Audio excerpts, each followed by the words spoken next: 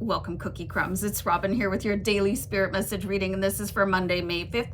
And I'm using the Witch's Tarot to channel messages from spirit for the collective. Okay, so I hope you guys are doing great, and I'm just going to start pulling some cards here, and let's see what spirit would like us to know for the day ahead. All right, so we have the Sun in reverse.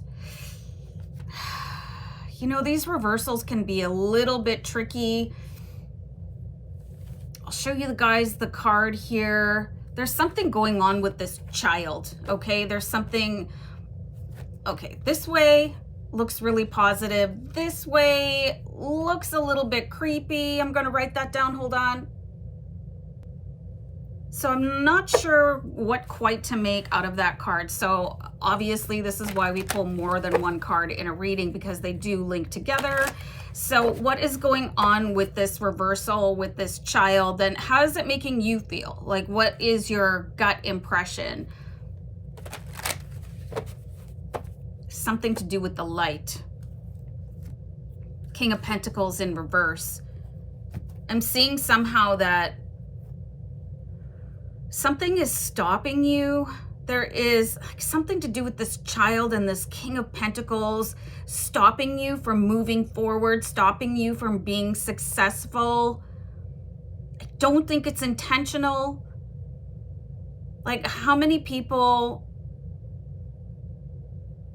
had to stop their path because they wanted to have a family? You know, maybe you had to stop going to school, or not accept a promotion, or be removed from the workforce in order to accommodate that, like a gestation period or a mat leave or a paternal leave. There is something that stopped you, okay?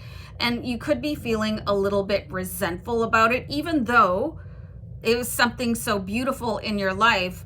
It came with a certain level of sacrifice to yourself, okay? And if this energy isn't for you, like maybe it's somebody, like it could be one of your parents, you know? So if you're feeling a little bit of resentment coming from them, that could be why. Okay, and I feel like that is going to come up, okay? So I think the most important thing with the Nine of Wands is to just try to move away from resentment. This is a very challenging subject to approach, you know, and I think some people in families are more vocal about stuff like this than others. I think if you are having these feelings like, oh, you know, if the timing had been different, I would have been able to, I don't know, get my master's or be CEO, or something else could have happened, but I don't think there's any point in really placing blame. And if you are getting that kind of resentment from your parents, you might want to bring it up with them. Like, listen, like, what is going on here? Like, did you miss an opportunity in order to become a parent, even though parenting is one of the most beautiful opportunities that the world can offer you, that is offered from universe, because you are bringing a soul in from the ether to incarnate on the planet. But I do see, yeah, and I think this is going to come up around probably the next new moon. I've got the moon in reverse. So there could be just a really weird energy around the next new moon, and that could be a really good time to address it.